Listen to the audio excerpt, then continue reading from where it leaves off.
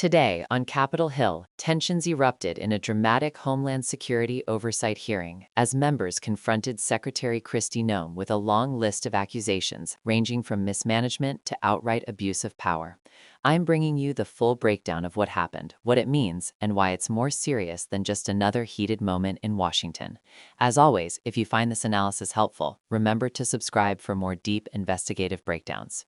Thompson for his opening statement. Thank you very much, Mr. Chairman. And before I start, let me welcome Mr. Van Epps to the committee. Mr. Chairman, thank you for getting the Secretary of Homeland Security and National Counterterrorism Center Director here today. Your predecessor couldn't seem to get that done, and I appreciate your commitment to holding this hearing.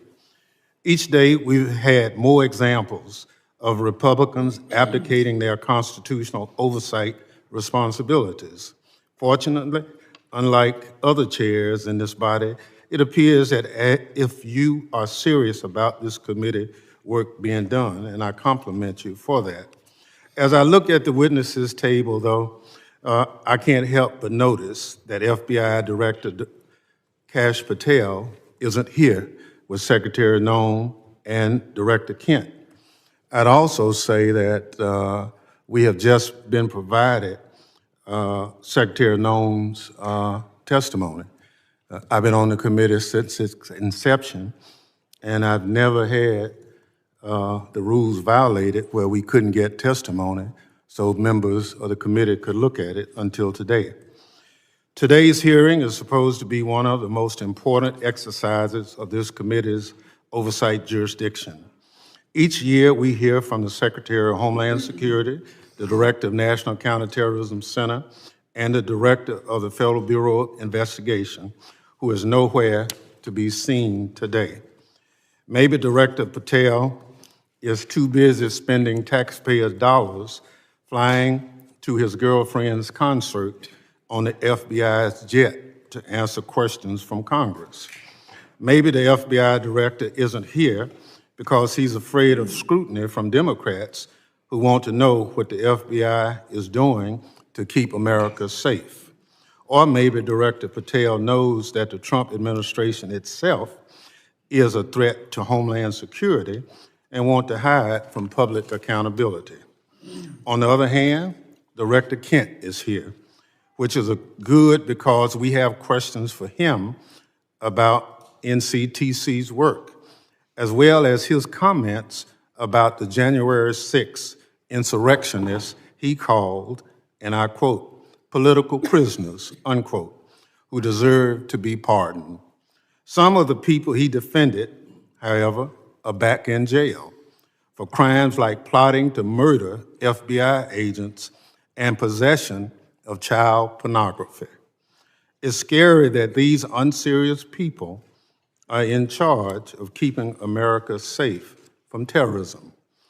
But what's even scarier is that they work for an unserious and unhinged president who spends most of the days designing monuments to himself and finding new ways to hide the Epstein files. All of this puts America and its lives, people who live here, at risk every day. Now, Secretary Noem, everyone knows you love the spotlight.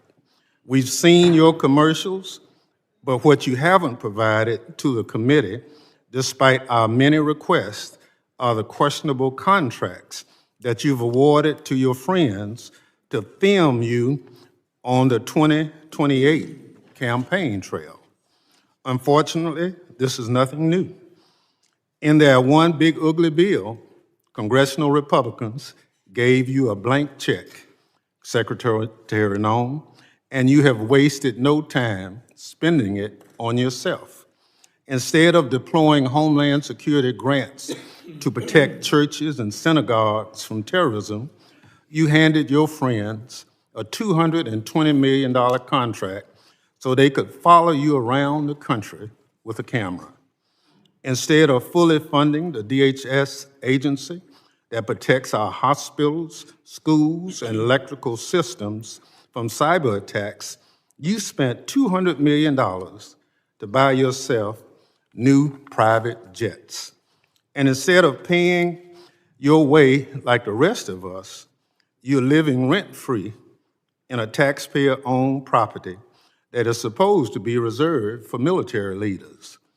Every penny that you spend on yourself represents the blood, sweat, and tears of hardworking Americans who expect their tax dollars to be spent on Homeland Security, not promoting you and your interests.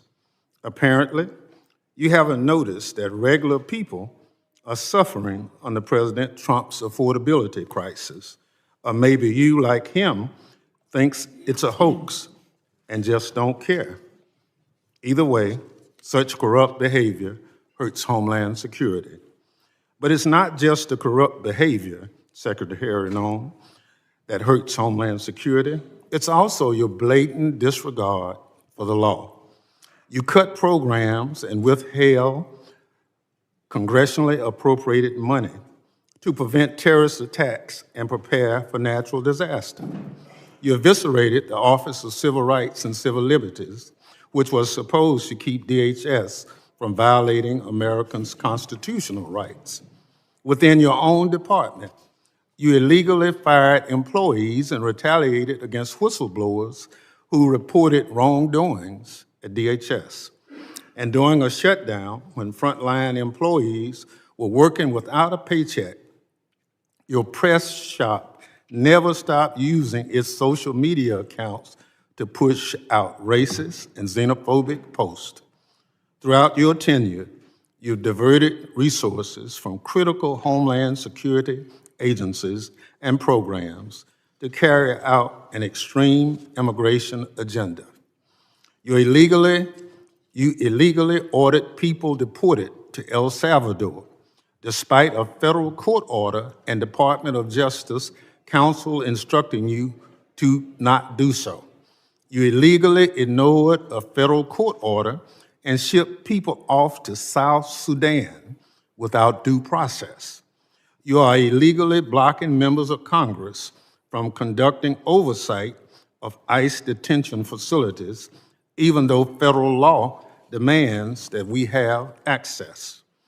In the process of carrying out this extreme agenda, at your direction, DHS has terrorized, beaten, and detained hundreds, if not thousands, of American citizens. At your direction, DHS has illegally detained and deported American citizens, including U.S. citizen children with cancer.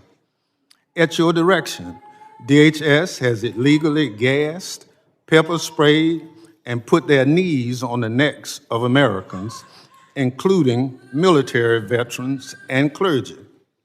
At your direction, DHS has illegally tackled, beat up, and humiliated United States citizens, including senior citizens. At your direction, DHS has illegally tased, maced, punched, and even shot Americans. Black and brown Americans, in particular, have been racially profiled, detained, and locked up, and sometimes with tragic consequences. It's just one awful incident. A pregnant U.S. citizen was reportedly thrown to the ground, kicked and left in handcuffs for hours after immigration officers did not believe that she was an American. She later lost a baby. You cannot enforce the law by breaking the law, Secretary Noem. That's not how justice works. It's not right, and it's un-American. And when Congress tries to carry out its constitutional oversight responsibilities to question you about your department actions, you hide, often with the help of congressional Republicans. Never in the history of the committee has a Secretary of Homeland Security hidden from congressional oversight like you and your department have, Secretary Noem.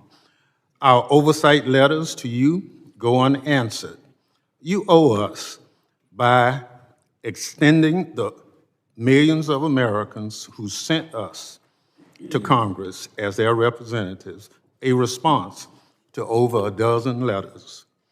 Your predecessor came before this committee regularly under administrations of both parties, but under President Trump, you and other department officials have rarely shown their faces at committee hearings. In the first year of President Biden's term, his administration made 28 appearances before this committee. 28. Under President Trump, DHS officials have appeared only 3 hearings before this committee, just 3. You, Secretary Noem, have appeared before this committee just twice. That's fewer appearances than your predecessor, Secretary Alejandro Mayorkas, who Republicans lambasted for not coming before the committee more often. It's interesting how my colleagues on the other side are now. Secretary Noem, I'll give you one thing. You showed up today rather than throwing a civil servant under the bus like Director Patel did. But you have systematically dismantled the Department of Homeland Security, put your own interests above the department, and violated the law. You are making America less safe. So rather than sitting here and wasting your time and ours with more corruption, lies, and lawlessness, I call on you to resign. Do a real service to the country and just resign. That is, if President Trump doesn't fire you first. I yield back. Gentleman yields back. Other members of the committee are reminded that The hearing opened with sharp criticism from Democratic committee members who praised the chairman for finally securing the appearance of top Homeland Security officials, something they say Republicans previously failed to do. But the tone shifted quickly when attention turned to the notable absence of FBI Director Kash Patel, who skipped the hearing entirely. Lawmakers questioned whether Patel was avoiding scrutiny, especially amid growing controversy surrounding allegations of misuse of government aircraft and concerns about political favoritism within the FBI. The absence immediately set the stage for an already tense conversation, and if you want consistent coverage of hearings like this, make sure you hit the subscribe button.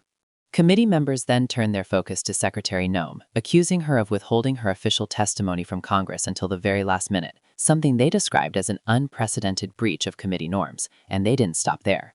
They questioned her handling of Homeland Security funds, alleging that instead of prioritizing national safety, she directed hundreds of millions of dollars to film crews connected to her political circle and used taxpayer money to expand her own personal travel resources.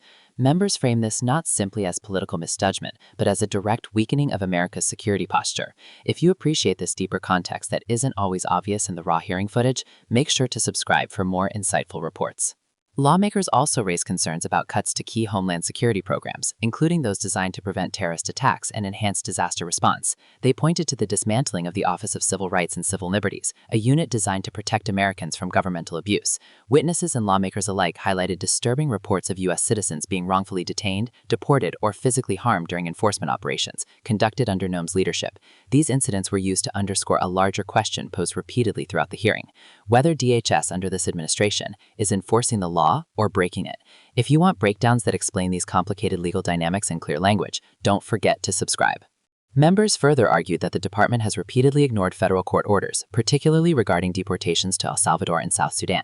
They emphasized that these actions not only defy the judiciary, but put vulnerable individuals and even American citizens at risk. The commentary grew even sharper when they described traumatic cases involving civilians, including a pregnant U.S. citizen who reportedly miscarried after being violently detained because officers did not believe she was American. These examples were not presented as political criticisms, but as warnings about systemic failures with real human consequences. If you value reporting that connects the policy decisions to human impact, be sure you're subscribed for more coverage. The issue of transparency became another major point of contention. Committee members insisted that the Secretary has repeatedly avoided oversight by ignoring letters from Congress, refusing to provide requested documents, and dramatically limiting her appearances before the committee. They compared her record unfavorably to previous DHS secretaries, including those from both parties. The argument was simple: Congress cannot conduct oversight if the agency it oversees refuses to engage, and oversight is essential to keeping the nation secure. If this kind of big-picture analysis helps connect the dots for you, hit the subscribe button so you don't miss future reports. Finally, the hearing culminated in a direct call for Secretary Noem to resign. Lawmakers argue that her leadership has compromised national security, undermined public trust, and placed political interests above American safety. They stress that Homeland Security should protect the public, not serve as a personal platform for political ambition. Whether the Secretary will step down or whether the administration will act remains to be seen, but the implications are significant. This hearing raises deeply important questions about accountability, the limits of executive authority, and the integrity of institutions tasked with protecting the country. If you want ongoing updates as this story develops, then remember to subscribe right now.